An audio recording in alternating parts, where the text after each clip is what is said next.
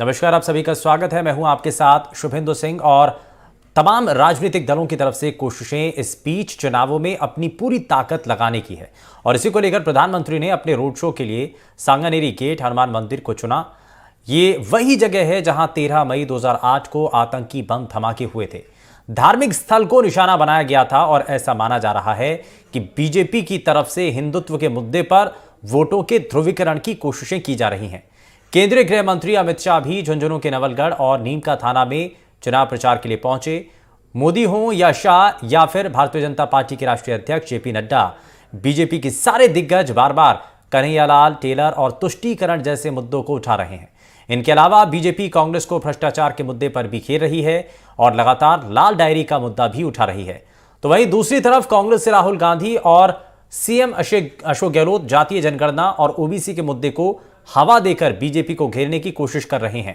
कांग्रेस ने मैनिफेस्टो भी जारी कर दिया है और 4 लाख सरकारी नौकरियों समेत 10 लाख नए रोजगार के सृजन, किसानों के लिए 2 लाख तक ब्याज मुक्त कर्ज, मनरेगा की अवधि 150 दिन करने जैसे लुभावने वादे किए गए। क्या हैं दोनों पार्टियों का चुनाव से पहले सबसे बड़े दाव और दावे, ये अब साफ होता नजर आ रहा है और इसी पर आज हम चर्चा कर रहे हैं। लेकिन ये जो है, ये लगातार जो तस्वीरें हैं ये दिखाई देती हैं, ये बताती हैं कि कैसे हिंदुत्व के मुद्दे को लेकर के बीजेपी मुखर नजर आती है और जातीय आधारित चुनाव को लेकर के कैसे कांग्रेस पार्टी अपनी रणनीति में बदलाव कर रही है। और ये जो बड़े मुद्दे हैं, क्या ये वोटर्स के जहन पर कितना असर डालते हैं? क्या बीजेपी जो लगातार कन्हैयालाल मर्डर के मामले को लगातार उठाती नजर आ रही है, मंगलवार को क्योंकि तुष्टीकरण का मुद्दा अमित शाह की तरफ से भी उठाया गया, कांग्रेस की सभा में जातीय जनगणना के जो वादे हैं वो किए जा रहे हैं, तो एक तरफ ध्रुवीकरण की राजनीति धर्म के आधार पर किए जा रहे हैं। और चलिए जरा जल्दी से आगे बढ़ते हैं और इस बीच हमारे साथ एक खास मेहमान कार्यक्रम में जुड़ चुके हैं। सबसे पहले जरा आपको मिलवा देते हैं उनसे। हमारे साथ राजीव जैन जी जुड़ चुके हैं कार्यक्रम में। बहुत स्वागत है राजीव जी आपका कार्यक्रम में। आप सबसे पहले सर मैं आपसे यही जानना चाह रहा हूं कि अभी जो तस्वीरें देखने को मिल रही हैं, एक तरफ बीजेपी मुखर होकर के अपने जो जोनर है, जो फील्ड है, उस पर आकर के खेलना शुरू कर चुकी है और कन्हैयालाल मर्डर मामले को लेकर के सवाल बार बार उठाए जा रहे हैं। बीजेपी का कोई भी नेता होता है वो कन्हैयालाल का जिक्र जरूर कर रहा है। क्या एक तरफ बीजेपी ध्रुवीकरण के जरिए आप जो अपना वोटर है उसको इंटैक्ट रखने की कोशिश कर रही है, क्या माहौल इससे बदलता हुआ नजर आ रहा है? देखिए, निश्चित रूप से बीजेपी अपने जो मूल एजेंडा है ध्रुवीकरण, उस पर आधारित अब चुनाव में उतर चुकी है। जैसे कि आपने भी कहा, कन्हैयालाल मर्डर केस को वो काफी बना रही है। आज जयपुर में जो प्रधानमंत्री नरेंद्र मोदी जी का एक रोड शो रखा गया, 6-6:30 बजे वो शुरू होगा, तो उसकी थीम भी सांगानेरी गेट मंदिर से रखी गई है और जहाँ बम धमाके हुए थे 2008 में, उन स्थानों से वो रोड शो गुजरेगा। तो निश्चित रूप से, और जयपुर शहर के जो जिन सीटों पे वो जा रहे हैं वहाँ अल्पसंख्यक आबादी बड़ी तादाद में है उन सीटों पे। और जयपुर में जो 4 टिकट बीजेपी ने दिए हैं वो कट्टर हिंदूवादी लोगों को दिए हैं, वो आरएसएस की तरफ से दिए गए। जैसे जयपुर की एक हवा महल सीट जो सबसे चर्चित सीट है, वो अल्पसंख्यक बहुल है, उस पे एक संत को टिकट दिया गया है। इसी तरीके से दूसरी सीटों पे किशनपोल सीट पे भी आरएसएस से जुड़े हुए उनके सामाजिक क्षेत्र में काम करने वाले कार्यकर्ता को टिकट दिया है। आदर्श नगर सीट जो अल्पसंख्यक बहुल सीट है, उस पे भी आरएसएस के। अच्छा राजीव जी, एक चीज पर और गौर करिए, इस पूरी टिकटों की लिस्ट के अंदर शायद मुस्लिम चेहरा कोई भी नहीं है। एक जो वसुंधरा समर्थक थे उनको भी इस बार टिकट नहीं दिया है, हालांकि वो निर्दलीय चुनावी मैदान में है।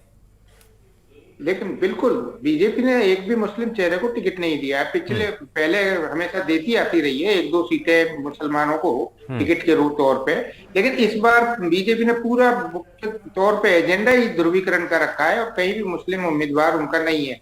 और जहां तक जयपुर शहर, जो दूसरे शहर हैं जहाँ पर अल्पसंख्यक आबादी ज्यादा है, तो वहाँ पूरा योगी आदित्यनाथ जो कट्टर हिंदूवादी चेहरे हैं उनकी सभाएं, उनके रोड शो कराए गए हैं। आज जयपुर में जो प्रधानमंत्री का होना है उसका भी थीम पूरी तरह से भगवा के तौर पे रखा गया है। और जो 4 सीटें हैं जहां बिल्कुल आरएसएस के कट्टर हिंदुत्व वाले चेहरे चुनाव में मैदान में उतारे हैं बीजेपी ने, उनके समर्थन में ये बड़ी सब वो रोड शो होने वाला है। तो निश्चित रूप से बीजेपी तो एक ही एजेंडे पे चल रही है। और दूसरी तरफ कांग्रेस का है, उसमें ओबीसी कार्ड खेला है, लेकिन जातीय समीकरण वो कैसे बैठाएंगे? बीजेपी ने बड़े एक चतुर तरीके से अपना मूव को जयपुर शहर और राजस्थान में पूरे में एक चलाया है, ठीक तो है। निश्चित तौर पे उसका फायदा उसको मिलना है। हाँ, ठीक है, मैं थोड़ा सा आगे बढ़ता हूँ। इस बीच दो खास मेहमान और हमारे साथ कार्यक्रम में जुड़ चुके हैं। भारतीय जनता पार्टी से प्रवक्ता लक्ष्मीकांत पारिक जी हमारे साथ कार्यक्रम में जुड़ चुके हैं। बहुत स्वागत है सर। और साथ ही कांग्रेस पार्टी से प्रवक्ता संगीता गर्ग जी हमारे साथ जुड़ चुके हैं। संगीता जी, बहुत स्वागत है आपका एनडीटीवी राजस्थान पर। मैं ज़रा जल्दी से एक एक करके रिएक्शन लेना चाहता हूँ। संगीता जी, ये बार बार ये सवाल उठ रहा है कि प्रधानमंत्री नरेंद्र मोदी से लेकर तमाम बीजेपी के जो दूसरे नेता आते हैं, कन्हैया लाल मर्डर मामले को लेकर के वो मुद्दा उठा रहे हैं।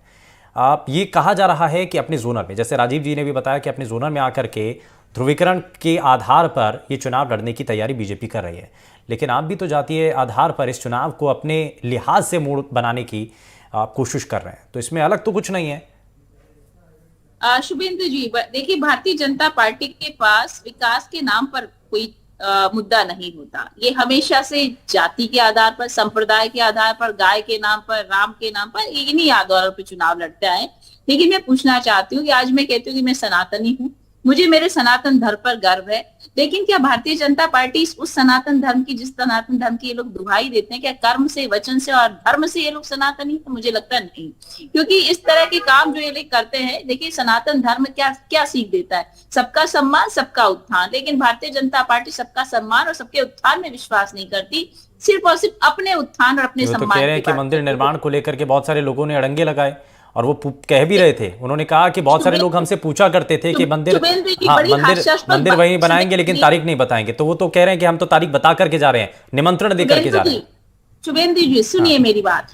राम मंदिर के ताले किसने खुलवाए? कांग्रेस पार्टी ने, राजीव गांधी जी ने। 1989 में राम राज्य की स्थापना का नारा अगर किसी ने दिया तो स्वर्गीय प्रधानमंत्री राजीव गांधी जी थे। भारतीय जनता पार्टी को थोड़ा सा याद कर लेना चाहिए, इस और ध्यान भी देना चाहिए कि अगर राम राज्य की स्थापना का नारा कोई देने वाले थे तो स्वर्गीय राजीव गांधी जी थे। लेकिन भारतीय जनता पार्टी देश के लोगों की भावनाओं को ब्लैकमेल करके वोट हासिल करना चाहती है। लेकिन मैं समझती हूँ कि एक एक व्यक्ति के मन में राम है, हर व्यक्ति के, मैं तो कहती हूँ भारत माता के कण कण में राम है, हर एक व्यक्ति के रोम रोम में राम है। लेकिन ये भारतीय जनता पार्टी ये कहे कि साहब भगवान, ठीक है, मैं ठीक है, इसमें जरा मैं लक्ष्मीकांत जी को भी जरा जल्दी से जोड़ लेता हूँ। लक्ष्मीकांत जी, एक चीज बताइए, बार बार ये बीजेपी के ऊपर आरोप लगने लगते हैं कि आप ध्रुवीकरण की राजनीति करते हैं, आप हिंदुत्व को आगे मुखर रख के गाय, और जिसका जिक्र संगीता जी कर रही हैं कि इन सभी चीजों को लेकर के, लेकिन आप असल मायने में करते नहीं है, सिर्फ इसको मुद्दा बना करके वोट ले लेते हैं, क्या यही है? आपकी आवाज मेरे से नहीं पहुंच पा रही, एक दोबारा दोहराएंगे एक बार? लक्ष्मीकांत जी, बहुत सारे सवाल आपके ऊपर लगा दिए गए हैं। क्या ध्रुवीकरण की राजनीति के आधार पर आप वोट हासिल करते हैं, ये आरोप लग रहे हैं आपके ऊपर, जवाब दीजिए। जहां तक मैं आपकी बात को समझ पा रहा हूँ, मुझे लगता है ये इस संपूर्ण मुद्दे को लेकर के कांग्रेस राजनीति करने का प्रयास कर रही है। हमारा आपको बता दूं कि 1980 भारतीय जनता पार्टी स्थापना के साथ ही भारतीय जनता पार्टी राम मंदिर के मुद्दे को अपने मैनिफेस्टो में रखा, और राम मंदिर हमारा स्वाभिमान, आत्मसम्मान का विषय है। कहीं से भी आप ये कहें कि राम मंदिर को लेकर या हिंदुत्व की बात को लेकर, सांस्कृतिक की बात को लेकर भारतीय जनता पार्टी चुनाव में जागी है, ऐसा नहीं है। भारतीय जनता पार्टी अपने हर मैनिफेस्टो में राम मंदिर रखती है, राम मंदिर बनने का उत्साह हम सबको है। देखिए, माननीय लाल कृष्ण आडवाणी जी की बड़ी यात्रा 1989 में भारतीय जनता पार्टी के राष्ट्रीय अध्यक्ष रूप में उन्होंने निकाली, और राम मंदिर हमारे स्वाभिमान का प्रश्न है। यदि मैं कांग्रेस लोग पूछना चाहता हूँ, आज राम मंदिर की बात करते हैं, क्या वे कृष्ण जन्मभूमि, क्या वे भगवान विश्वनाथ के मंदिर के अंदर जो 11वीं मस्जिद है उसको तोड़कर वहां से वापस मंदिर बने, इस बात का वे क्या समर्थन करते हैं? जनेऊ बाहर कुर्ते के बाहर निकाले तो कोई ब्राह्मण नहीं बन जाता। कांग्रेस के लोग सिर्फ और सिर्फ चुनाव के समय, चलिए ठीक है, मैं आपके साथ जवाब भी ले लेता हूं। संगीता जी, अब इस पर जरा जवाब दे दीजिए। अब आप सही में, अगर आप हिंदू धर्म को मान रही हैं और इस पर आप कह रही हैं, तो आप बताइए कि कृष्ण जन्मभूमि को लेकर के क्या कांग्रेस पार्टी अब खुल करके कहेगी? क्योंकि बीजेपी के नेता तो खुल करके कहते हैं, और दूसरी तरफ ज्ञानवापी मामले को लेकर के कांग्रेस पार्टी स्टैंड क्लियर करेगी क्या? देखिए, मैंने आपको कहा कि कांग्रेस पार्टी एक ऐसी पार्टी है जो 36 धर्म को साथ लेकर चलती है और सभी का उत्थान चाहती है, सभी का सम्मान चाहती है। लेकिन होना क्या चाहिए, अब ये बताइए ना आप। देखिए, मैंने आपको ये कहा कि कांग्रेस पार्टी वो पार्टी है जिसमें हिंदू, मुस्लिम, सिख, ईसाई सभी धर्मों का सम्मान भी और सभी धर्मों का उत्थान भी, हम लोग ये बात करते हैं। लेकिन भारतीय जनता पार्टी से बात करती, मैं पूछना चाहती हूँ, पिछले 10 सालों में आपने क्या किया? आप सिर्फ मुस्लिम कौम के खिलाफ आप देश में जो भावनाएं आपने फैलाई, आपने उसके लिए क्या काम किया? आप देश को लड़ाना चाहते हो, लेकिन लड़ाने से नहीं पड़ेगा भैया, काम करने से पड़ेगा। आप भले ही किसी मुस्लिम प्रत्याशी को जाति चुनाव में ना आधारित उतारे, जनगणना लेकिन होना आपने काम क्या चाहिए, किया? इसका मकसद क्या है फिर, जरा ये भी बता दीजिए। जवाब चाहती हूँ, आपने किया क्या? देखिए, अगर वो धर्म को लेकर के सियासत कर रहे हैं संगीता जी, तो जाति को लेकर के जो राजनीति है वो भी तो कांग्रेस पार्टी कर रही है फिर। शुभेंदु जी, मैं आपको सुन नहीं पाई। मैं आपसे पूछ रहा हूं कि अगर आप कह रहे हैं कि बीजेपी के नेता धर्म को लेकर के राजनीति कर रहे हैं, तो आप भी तो जाति आधारित राजनीति कर रही है ना, जातिगत जनगणना ला करके। इसका संदेश क्या है फिर, इसका मकसद क्या है फिर? शुभेंदु जी, यहाँ पर 36 कौम का सम्मान होता है, सभी को साथ लेकर चलने के लिए काम होता है। यहाँ पर गोविंद देव जी के कॉरिडोर का निर्माण हो रहा है, 100 करोड़ रुपए की लागत से कॉरिडोर का निर्माण होने जा रहा है। भारतीय जनता पार्टी ने क्या किया? आपने तो सिर्फ लड़ाने का काम किया, यहाँ पर काम हो रहा है। आप देखिए पूरे राजस्थान में, आप ये खाटू श्याम जी के मंदिर में वहां कॉरिडोर का निर्माण होने जा रहा है, गोविंद देव जी के मंदिर में यहाँ जयपुर में कॉरिडोर का निर्माण होने जा रहा है। और ये भारतीय जनता पार्टी अगर ये कुछ कर रही है तो मुझे बताइए आपने 10 साल में क्या किया? आप सिर्फ लड़ाने का काम कर रहे हो। तो भैया देश में लड़ाइए मत, आप लड़ाइए मत, देश में शांति व्यवस्था कायम रखिए। लेकिन जब से भारतीय जनता पार्टी शासन में आई है, सिर्फ सत्ता लोलुपता के कारण और देश की जनता को लड़ाने का काम कर रही है। इस तरह से देश की जनता को लड़ाने से नहीं, काम करने से पार पड़ेगी। आपके पास विकास के मुद्दे हैं नहीं, ठीक है। आपने जो महंगाई चरम पर पहुंचा दी, आप उस पर बात करेंगे नहीं। ठीक है, मैं जरा इस पर राजीव जी को जोड़ रहा हूँ। राजीव जैन जी, अब इसमें एक चीज थोड़ा सा बताइए सर, कि अगर ये आरोप लग रहा है बीजेपी के ऊपर कि वो धर्म को लेकर के राजनीति करती है, तो कांग्रेस पार्टी भी तो जातीय आधारित जनगणना ला करके, इसका मकसद क्या है फिर? ये भी तो जातीय आधारित फिर राजनीति हो गई ना, इसके बारे में थोड़ा सा बताइए राजीव जी। देखिए दोनों दल, कांग्रेस और भाजपा। संगीता जी वापस आता हूं, एक एक करके प्लीज, एक एक करके। राजीव जी को सुन लीजिए एक बारी। हाँ राजीव जी, जो दोनों दल, इनको क्या है कि राजनीतिक सत्ता प्राप्त करनी है, सरकार बनानी है, तो दोनों अपने अपने मूल एजेंडे पे चल रहे हैं। जो भाजपा तो काफी लंबे समय से इसी एजेंडे पे काम करती रही है, हिंदुत्व के उसका नारा है। अभी आपको मैं एक उदाहरण के तौर पर बताता हूँ, कल ही जो जयपुर के बिल्कुल नजदीक एक आमेर क्षेत्र है, वहाँ उत्तर प्रदेश के मुख्यमंत्री योगी आदित्यनाथ आए। उन्होंने अपनी सभा में कहा, जो वहाँ भाजपा प्रत्याशी हैं सतीश पूनिया, उनके समर्थन में जो सभा थी उसमें कहा, ऐलानिया तौर पे कहा कि सतीश पूनिया जीतेंगे, दिसंबर के बाद एक स्पेशल ट्रेन यहाँ से चलाई जाएगी और अयोध्या भेजेंगे यहाँ के लोगों को, सतीश पूनिया, और वहां की सारी व्यवस्था मेरी सरकार करेगी, उनकी रहने करने जो भी व्यवस्थाएं हैं। हाँ। तो इसका बहुत जोरदार लोगों ने स्वागत किया, तालियां बजाई राम मंदिर के विषय पे कि राम मंदिर अब बन रहा है और योगी जी ने निमंत्रण दिया है। तो मेरा कहने का तात्पर्य ये कि भाजपा पूरी तरीके से। अच्छा, एक चीज और बताइए सर, ये जो हम कहते हैं कि धर्म की राजनीति बड़ी हावी रहती है, तो राम मंदिर यूपी में बन रहा है, लेकिन उसको लेकर के उत्साह उमंग राजस्थान तक क्या उतना ज्यादा रहेगा? वोटर्स के जहन में क्या ये मुद्दा रहेगा उस वक्त जब ये वो वोट डाल रहे होंगे?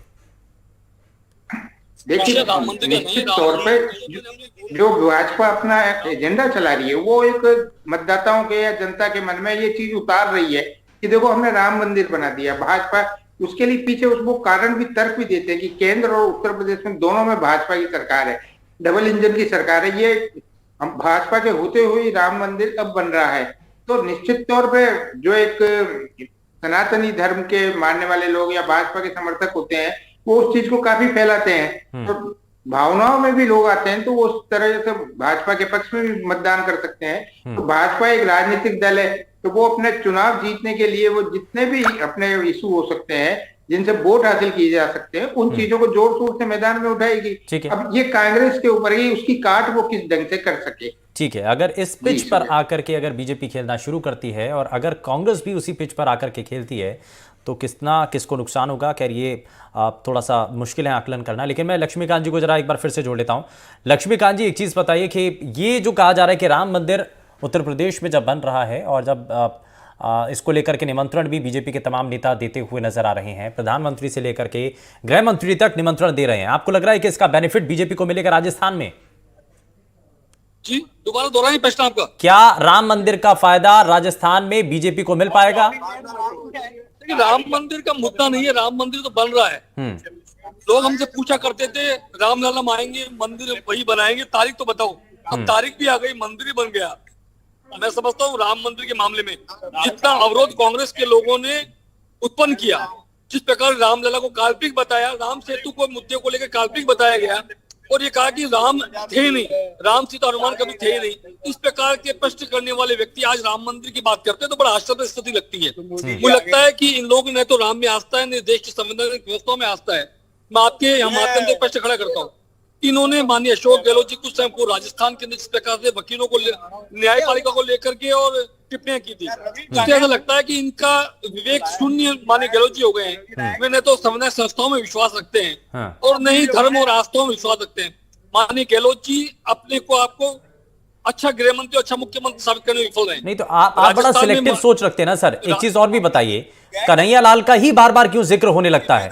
आप बाकी भी तो प्रदेश के अंदर दूसरे मामले हैं, उनके बारे में तो कभी नहीं पूछते हैं।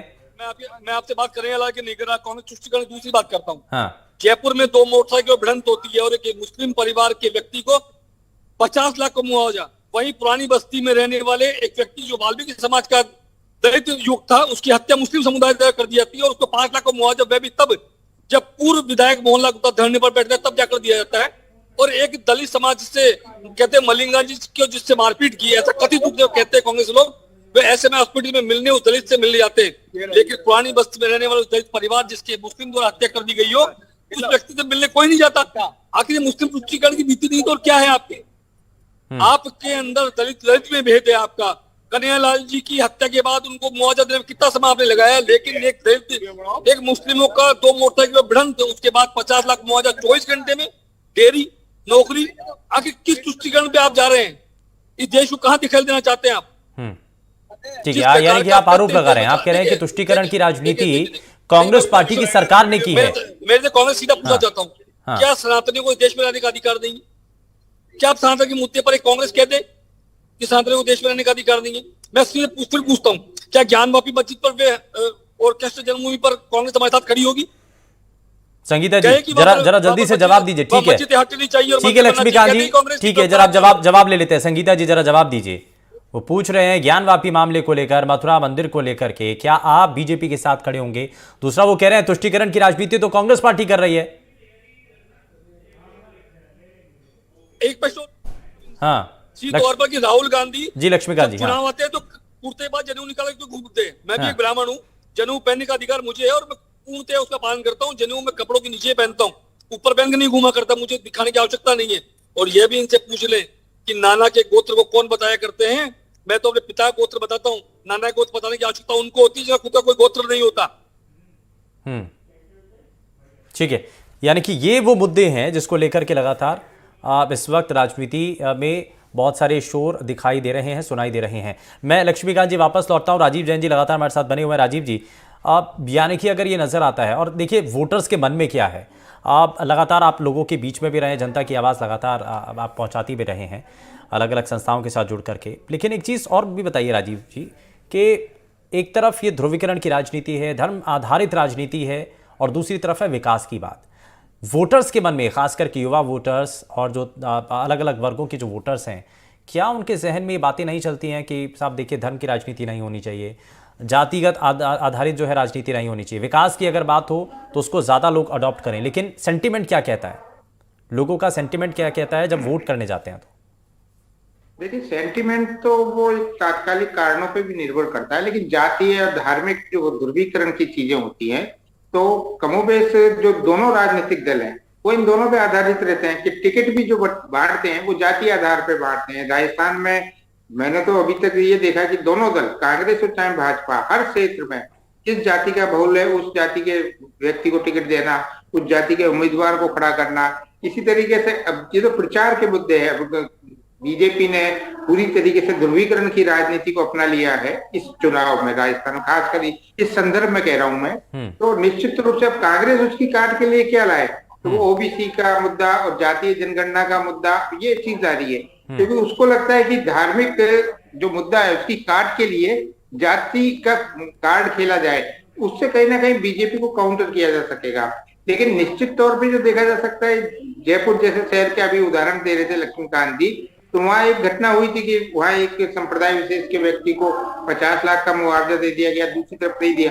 आज की भी मैं एक घटना बताता हूँ, शास्त्री नगर इलाका जो जयपुर का है, वहां एक संप्रदाय विशेष के लोगों ने किसी दलित युवक की पिटाई कर दी। उसके बाद बड़ा हंगामा हुआ, वहां पुलिस थाने को घेर लिया गया, भाजपा के उम्मीदवार वहां पहुंच गए और उनका सीधा सीधा आरोप था कि जो अपराधी हैं उनको पकड़ा नहीं जा रहा क्योंकि वो एक समुदाय विशेष के लोग हैं, उनको कांग्रेस का संरक्षण प्राप्त है। तो ये तरीके के चुनाव जब तक मतदान नहीं हो जाएगा, इस तरीके की जो गतिविधियां है या आरोप प्रत्यारोप है वो चीजें चलेंगी। जहां तक विकास की बात है, विकास के बात को राजनीतिक दल अपने मंच से कहते हैं, सिर्फ वो औपचारिकता निभाते हैं। चुनाव जीतने के लिए तो उनको धार्मिक, जाति है, अन्य समीकरणों पर काम करना पड़ता है। जी सुबेंद्र जी। बिल्कुल, और ये बड़ा सटीक विश्लेषण आपने किया है, क्योंकि अगर कांग्रेस पार्टी को ध्रुवीकरण की काट करनी है तो इसके लिए उनको कोई ना कोई दूसरा और मुद्दा इसमें लेना पड़ेगा और उसके ज़रिए कोई ना कोई काट इसकी ढूंढनी पड़ेगी। संगीता जी लगातार हमारे साथ बनी हुई हैं। संगीता जी, अब ज़रा जवाब दीजिए। बहुत सारे सवाल लक्ष्मीकांत जी ने उठाए थे। उन्होंने कहा जैसा कि श्री कृष्ण जन्मभूमि को लेकर के उन्होंने सवाल उठाया, क्या उस वक्त आप साथ देंगे जब ये मामला चल ही रहा है। दूसरी तरफ उन्होंने ज्ञानवापी मामले को लेकर कहा, उन्होंने कहा कि क्या कांग्रेस पार्टी इसमें साथ देगी। उन्होंने कहा कि तुष्टीकरण की राजनीति कांग्रेस पार्टी कर रही है, उसमें धर्म आधारित वो देख करके किसको कितना मुआवजा देना चाहिए, कितना उसमें राहत देना चाहिए, ये धर्म को देख करके वो कर रहे हैं। उदाहरण दे करके उन्होंने बताया है। शुभेंदु जी, देखिए, मैंने भारतीय जनता पार्टी शुरुआत से ही झूठ बोलती आ रही है और यहाँ पे भी उनकी झूठ आपके सामने परिलक्षित हो जाएगी कि कन्हैया कुमार के मुद्दे को ये बताते हैं और एक तरफ यहाँ जयपुर में हुआ मुस्लिम मुद्दे को ये बताते हैं। इनको जानकारी कर लेनी चाहिए कि दोनों ही इश्यूज पर दोनों को बराबर मुआवजा दिया गया है, सरकारी नौकरी दी गई है, सब कुछ वही हुआ है जो कन्हैया जी को भी 50 लाख का मुआवजा दिया गया, उनके बच्चों को सरकारी नौकरी दी गई और यहाँ पर भी वही हुआ। लेकिन ये भारतीय जनता पार्टी झूठ बोलना बंद कब करेगी? रही बात, हम लोग विकास के नाम पर चुनाव लड़ना चाहते हैं, ये हिंदुज्म के नाम पर चुनाव लड़ना चाहते हैं। आप भी हिंदू हो, मैं भी हिंदू होने पर मुझे गर्व है, लेकिन इसका तात्पर्य, इसका मतलब ये नहीं है कि आप किसी और धर्म का अनादर करें या उनका सम्मान ना करें। मैंने कहा सनातन धर्म तो हमें ये कहता है सबका सम्मान, सबका उत्थान, लेकिन भारतीय जनता पार्टी मुझे लगता है सनातन धर्म को लेके अधूरा ज्ञान रखती है। उनको समझना चाहिए कि अहिंसा सनातन धर्म अहिंसा का ज्ञान देती है। मुझे लगता है सभी धर्मों में अहिंसा प्रथम स्थान पर होती है, लेकिन मुझे लगता है कि भारतीय जनता पार्टी सिर्फ एक धर्म का नाम लेती है। या मैं कहती हूँ, मैं भी हिंदू हूँ, मैं भी सनातनी हूँ, मेरे भी रोम रोम में नाम है, मन में राम है, कर्म में राम है, धर्म में राम है। लेकिन अगर भारतीय जनता पार्टी सिर्फ भगवान राम का तो नाम ले लेकिन उनकी मर्यादा का ध्यान नहीं रखे तो ये कहाँ उचित है? अच्छा, सरकार आएगी तो जातिगत जनगणना करवाएंगे। कोर्ट के डिसीजन में आप कैसे, अब कोर्ट का डिसीजन सर्वमान्य होता है और वो कोर्ट का डिसीजन अपना डिसीजन होता है, उसमें आप कैसे ये कह सकते हैं राम मंदिर सुप्रीम कोर्ट का डिसीजन था, उसमें हमारा भी पैसा लगा है, उन्होंने क्या पैसा लगा है और कांग्रेस ने जितना पैसा दिया, बढ़ चढ़ के पैसा दिया, मुझे लगता है भारतीय जनता पार्टी ने नहीं दिया होगा इतना पैसा कांग्रेस के लोगों ने दिया है, क्योंकि हमारा भी सम्मान है। नहीं तो वो ये लक्ष्मीकांत जी यही तो कह रहे हैं कि फिर आप ये क्यों कहते हैं कि इस संघर्ष में हमारा भी योगदान है? जब आप कह रहे हैं कि कोर्ट का फैसला है, इसमें आपका कोई योगदान नहीं, तो फिर आप क्यों कह रहे हैं कि इसमें हमारा भी इसमें काम है, हमारा भी इसमें नाम है? मैंने आपको कहा कि 1989 में सबसे पहले राम राज्य की स्थापना का नारा किसने दिया? स्वर्गीय राजीव गांधी जी ने दिया था, क्योंकि उनकी सोच थी, वो चाहते थे कि राम मंदिर बने और भगवान श्री राम जब बाहर थे तो उन्होंने ही तो तारीफ करवाई थी, भारतीय जनता पार्टी ने ठीक है। लेकिन एक तरफ ध्रुवीकरण की बात, दूसरी तरफ जातिगत आधारित जनगणना की बात, लेकिन सवाल ये कि विकास की बात कहाँ? इसी को लेकर के सवाल भी है। खैर, बहुत शुक्रिया तीनों ही खास मेहमानों का कार्यक्रम में शामिल होने के लिए। संगीता जी, लक्ष्मीकांत जी और राजीव जी हमारे साथ जुड़े, अपना कीमती समय आपने एनडीटीवी राजस्थान को दिया। लेकिन इन मुद्दों को लेकर के जब वोटर वोट करने जाएगा तो सबसे बड़ा मुद्दा क्या जहन में रहने वाला है, यही जानने की कोशिश